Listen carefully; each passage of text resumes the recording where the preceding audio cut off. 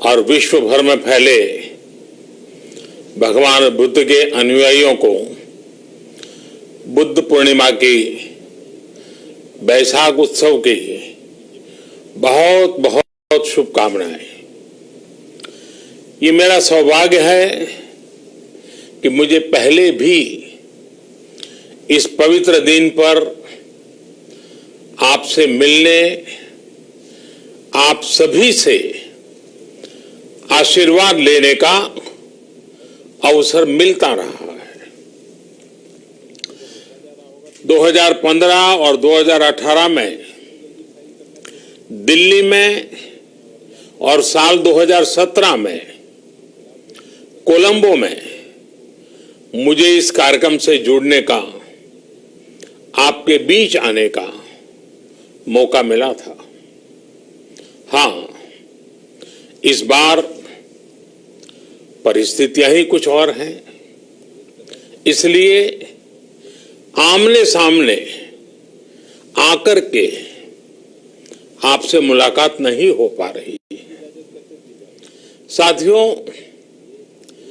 भगवान बुद्ध का वचन है, मनो पुब्बम गमा धम्मा, मनो सेट्टा मनोमया, यानी धम्म मन से ही होता है, मन ही प्रधान है, सारी प्रवृत्तियों का अगुवा है। इसलिए आपका और मेरा मन का जो जुड़ाव है, उसके कारण सशरीर उपस्थिति की कभी उतनी महसूस नहीं होती। आपके बीच आना बहुत खुशी की बात होती, लेकिन अभी हालात हमें वो परमिट नहीं करते हैं, और इसलिए दूर से ही टेक्नोलॉजी के माध्यम से आपने मुझे अपनी बात रखने का अवसर दिया। इससे बढ़कर के संतोष और क्या हो सकता है। साथियों, लॉकडाउन की इस विकट परिस्थितियों में भी वर्चुअल बैसाख बुद्ध पूर्णिमा दिवस समारोह, इसके इस आयोजन के लिए अंतर्राष्ट्रीय बौद्ध संघ प्रशंसा के पात्र है। आपके इस अभिनव प्रयास के कारण ही इस आयोजन में विश्व भर के लाखों अनुयायी एक दूसरे के साथ जुड़ रहे हैं। लुम्बिनी, बोधगया, सारनाथ और कुशीनगर के अलावा श्रीलंका के श्री अनुराधापुर स्तूप और वासुदेवा मंदिर में हो रहे समारोहों का इस तरह एकीकरण कितनी अद्भुत कल्पना है, कितना सुंदर दृश्य है। हर जगह हो रहे पूजा कार्यक्रमों का ऑनलाइन प्रसारण होना अपने आप में अद्भुत अनुभव है। आपने इस समारोह को कोरोना वैश्विक महामारी से मुकाबला कर रहे पूरी दुनिया के हेल्थ वर्कर्स और दूसरे सेवा कर्मियों के लिए प्रार्थना सप्ताह के रूप में मनाने का संकल्प लिया है। करुणा से भरी आपकी इस पहल के लिए मैं आपकी सराहना करता हूं। मुझे पूरा विश्वास है कि ऐसे ही संगठित प्रयासों से हम मानवता को इस मुश्किल चुनौती से बाहर निकाल पाएंगे, लोगों की परेशानियों को कम कर पाएंगे। साथियों, प्रत्येक जीवन की मुश्किल को दूर करने के संदेश और संकल्प ने भारत की सभ्यता को संस्कृति को हमेशा दिशा दिखाई है। भगवान बुद्ध ने भारत की संस्कृति और इस महान परंपरा को बहुत समृद्ध किया है। वो अपना दीपक स्वयं बने और अपनी जीवन यात्रा में दूसरों के जीवन को भी प्रकाशित करते रहे। और इसलिए बुद्ध किसी एक परिस्थिति तक सीमित नहीं है, किसी एक प्रसंग तक सीमित नहीं है।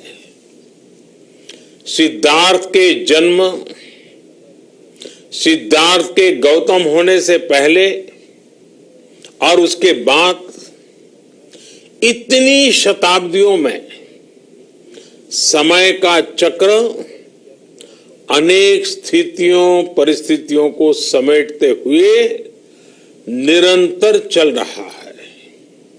समय बदला, स्थिति बदली, समाज की व्यवस्थाएं बदली, लेकिन भगवान बुद्ध का संदेश हमारे जीवन में निरंतर प्रवाहमान रहा है। ये सिर्फ इसलिए संभव हो पाया है क्योंकि बुद्ध सिर्फ एक नाम नहीं है, बल्कि एक पवित्र विचार भी है। एक ऐसा विचार जो प्रत्येक मानव के हृदय में धड़कता है, मानवता का मार्गदर्शन करता है। बुद्ध त्याग और तपस्या की सीमा है। बुद्ध सेवा और समर्पण का पर्याय है। बुद्ध मजबूत इच्छा शक्ति से सामाजिक परिवर्तन की पराकाष्ठा है। बुद्ध वो है जो स्वयं को तपाकर, स्वयं को खपाकर, खुद को न्योछावर करके पूरी दुनिया में आनंद फैलाने के लिए समर्पित है। और हम सभी का सौभाग्य देखिए, इस समय हम अपने आसपास ऐसे अनेकों लोगों को देख रहे हैं जो दूसरों की सेवा के लिए, किसी मरीज के इलाज के लिए, किसी गरीब को भोजन कराने के लिए, किसी अस्पताल में सफाई के लिए, किसी सड़क पर कानून व्यवस्था बनाए रखने के लिए 24 घंटे काम कर रहे हैं। भारत में, भारत के बाहर ऐसा प्रत्येक व्यक्ति, विश्व के हर कोने में ऐसा प्रत्येक व्यक्ति अभिनंदन का पात्र है, नमन का पात्र है। साथियों, ऐसे समय में जब दुनिया में उथल पुथल है, कई बार दुख, निराशा, हताशा का भाव बहुत ज्यादा दिखता है, तब भगवान बुद्ध की सीख और भी प्रासंगिक हो जाती है। भगवान बुद्ध कहते थे कि मानव को निरंतर ये प्रयास करना चाहिए कि वो कठिन स्थितियों पर विजय प्राप्त करे, उनसे बाहर निकले। थक कर रुक जाना ये विकल्प नहीं हो सकता। आज हम सब भी एक कठिन परिस्थिति से निकलने के लिए निरंतर जुटे हुए हैं, साथ मिलकर काम कर रहे हैं। भगवान बुद्ध के बताए 4 सत्य यानी दया, करुणा, सुख दुख के प्रति समभाव और जो जैसा है उसको उसी रूप में स्वीकारना, ये सत्य निरंतर भारत भूमि की प्रेरणा बने हुए है। आज आप भी देख रहे हैं कि भारत निस्वार्थ भाव से बिना किसी भेद के अपने यहां भी और पूरे विश्व में कहीं भी संकट में घिरे व्यक्ति के साथ पूरी मजबूती से खड़ा है। लाभ हानि, समर्थ असमर्थ से अलग हमारे लिए संकट की ये घड़ी सहायता करने की है। जितना संभव हो मदद का हाथ आगे बढ़ाने की है। यही कारण है कि विश्व के अनेक देशों ने भारत को इस मुश्किल समय में याद किया और भारत ने भी हर जरूरतमंद तक पहुंचने में कोई कसर नहीं छोड़ी है। भारत आज प्रत्येक भारतवासी का जीवन बचाने के लिए हर संभव प्रयास तो कर ही रहा है, अपने वैश्विक दायित्वों का भी उतनी ही गंभीरता से पालन कर रहा है। साथियों, भगवान बुद्ध का एक एक वचन, एक एक उपदेश मानवता की सेवा में भारत की प्रतिबद्धता को मजबूत करता है। बुद्ध भारत के बोध और भारत के आत्मबोध दोनों का प्रतीक है। इसी आत्मबोध के साथ भारत निरंतर पूरी मानवता के लिए, पूरे विश्व के हित में काम कर रहा है और करता रहेगा। भारत की प्रगति हमेशा विश्व की प्रगति में सहायक होगी। साथियों, हमारी सफलता के पैमाने और लक्ष्य दोनों समय के साथ बदलते रहते हैं, लेकिन जो बात हमें हमेशा ध्यान रखनी है वो ये कि हमारा काम निरंतर सेवा भाव से ही होना चाहिए।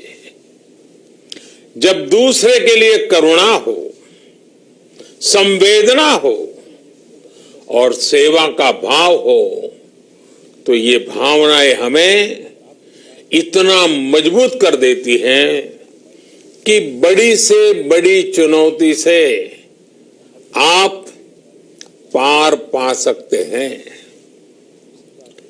सुप्पबुद्धम पबुज्जन्ति सदा गौतम सावका, यानी जो दिन रात हर समय मानवता की सेवा में जुटे रहते हैं वही बुद्ध के सच्चे अनुयायी हैं। यही भाव हमारे जीवन को प्रकाशमान करता रहे, गतिमान करता रहे। इसी कामना के साथ आप सभी का बहुत बहुत आभार। इस मुश्किल परिस्थिति में आप अपना, अपने परिवार का, जिस भी देश में आप हैं वहां का ध्यान रखें, अपनी रक्षा करें और यथासंभव दूसरों की भी मदद करें। सबका स्वास्थ्य उत्तम रहे, इसी मंगल कामना के साथ मैं मेरी वाणी को विराम देता हूं। धन्यवाद। सर्वमंगलम। অসম সংবাদ, আপোনাৰ মঞ্চ, আপোনাৰ কণ্ঠ।